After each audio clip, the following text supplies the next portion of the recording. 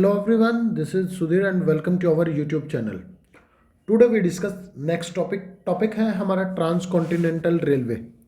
आज हम जो डिस्कस करेंगे बेटा वो करेंगे ट्रांस कॉन्टिनेंटल रेलवे के बारे में। जो पिछली जो क्लास थी उसके अंदर हमने रेलवे के जो पैटर्न है उनको डिस्कस है वो किया था, और आज का जो टॉपिक है वो क्या है हमारा ट्रांस कॉन्टिनेंटल रेलवे।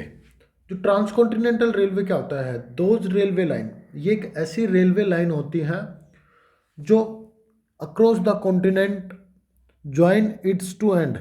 ये कोई एग्जांपल के साथ समझाता हूँ, जैसे मैं ये भी कोई भी कॉन्टिनेंट है, इस छोर को इस छोर के साथ मिलाना, इस पॉइंट को इस पॉइंट के साथ मिलाना रेलवे के द्वारा, इसी को बोला जाता है trans continental railway. Transcontinental railway वो रेलवे होती हैं या वो रेलवे मार्ग होते हैं या वो रेलवे लाइन होती हैं जिसमें किसी एक कॉन्टिनेंट के एक एंड को दूसरे एंड से ज्वाइन कराती हैं। क्लियर होगा इतना। अब इनकी जो इम्पोर्टेंस है वो इकोनॉमिकली और पॉलिटिकली काफ़ी ज़्यादा इनका उद्देश्य, मतलब इनकी जो इम्पोर्टेंस है वो राजनीतिक के साथ साथ आर्थिक पे भी होती है, ठीक है ना। पॉलिटिकल कंडीशन के साथ साथ इकोनॉमिकली जो कंडीशन है उनको भी मद्देनजर है वो रखा जाता है। जैसे कुछ एग्जांपल की यदि यहाँ पे मैं बात करता हूँ आपसे, तो एक आता है हमारा ट्रांस साइबेरियन रेलवे जो यूरोप कॉन्टिनेंट और एशिया कॉन्टिनेंट को जोड़ता है। क्यों? क्योंकि जो रशिया, ये कहाँ पे बना हुआ है, रशिया में। विश्व का सबसे बड़ा वर्ल्ड लार्जेस्ट रेलवे नेटवर्क में से एक है कौन सा, हमारा रशिया। और यहीं पे सबसे बड़ी जो रेलवे लाइन है वो बनाई गई है, और ये रशिया के एक पॉइंट को दूसरे पॉइंट से जोड़ती है, ईस्ट को वेस्ट से जोड़ती है। तो यहाँ पे बात की गई है कि एशिया कॉन्टिनेंट को भी जोड़ दिया और यूरोप कॉन्टिनेंट को भी जोड़ दिया।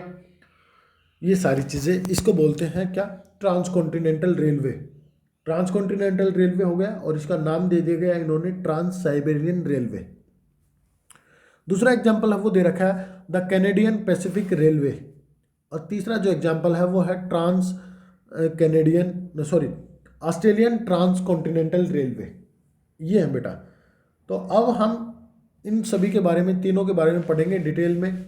और पहले हम बात करते हैं किसके बारे में, ट्रांस साइबेरियन रेलवे के बारे में। यहाँ पे आप इसकी जो फिगर है वो भी देख सकते हैं, पिक्चर भी आपके सामने बनी हुई है ट्रांस साइबेरियन रेलवे की। यहाँ पे ये जो फिगर है वो आपके सामने है, और एक एक जो चीज़ें हैं वो आपको क्लियर है वो करा दी जाएंगी।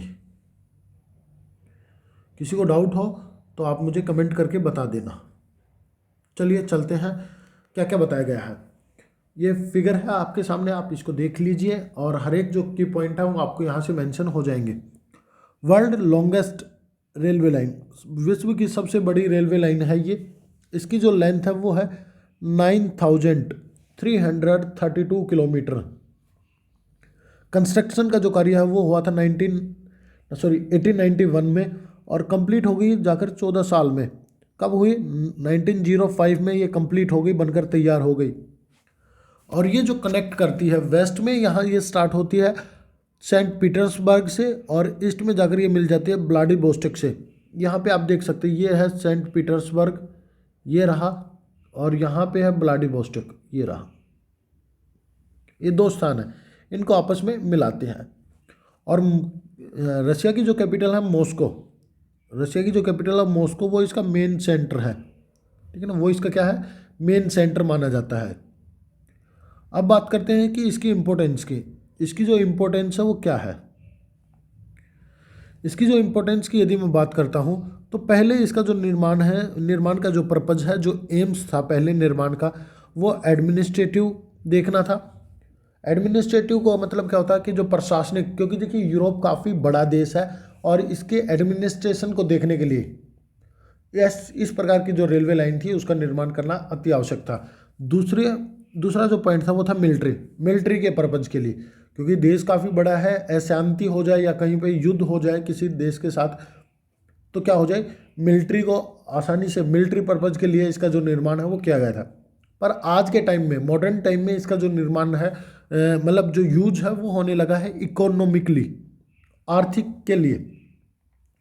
आर्थिक कार्यों के लिए इसका जो यूज़ है वो होना स्टार्ट हो गया है। और इसी रेलवे लाइन को बोला जाता है store house of Russia. Store house of Russia के नाम से इसको जाना जाता है।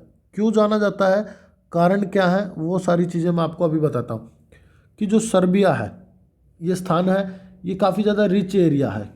क्या है, रिच एरिया है। यहाँ पे मिनरल्स हैं, फॉरेस्ट ज़्यादा है, एनिमल्स की जो पशु है उनका जो मांस मीट है जो भी यहाँ पे सप्लाई वो किया जाता है, और एग्रीकल्चर जो प्रोडक्ट है वो सप्लाई किए जाते हैं रशिया के ईस्ट पार्ट में।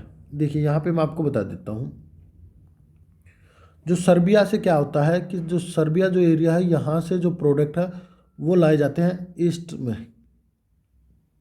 क्योंकि जो सर्बिया एरिया है वो काफ़ी, जो सर्बिया एरिया है वो क्या है, काफ़ी ज़्यादा डेवलप है। डेवलप का कहने का मतलब यहाँ पे ये है, वहाँ पे ज़्यादा रिच एरिया है, वहाँ पे ये सारे के सारे जो प्रोडक्ट हैं वो आपको आसानी से देखने को मिलते हैं, तो इनकी जो सप्लाई है वो की जाती है। तो यहाँ पे हमारा जो ट्रांस कॉन्टिनेंटल जो रेलवे का जो पहला जो टॉपिक था, ट्रांस साइबेरियन रेलवे, ये कंप्लीट हो गया है। अब हम आगे जो डिस्कस करेंगे वो करेंगे कैनेडियन पैसिफिक रेलवे की, ऐसे ही उसको डिस्कस है वो करेंगे। आशा करता हूँ कि आपको समझ आया होगा, और फिर भी यदि कुछ डाउट है तो आप मुझे कमेंट करके बता सकते हैं। चलिए मिलते हैं नेक्स्ट वीडियो में नेक्स्ट टॉपिक के साथ। जब तक के लिए thank you and thank you very much बेटा।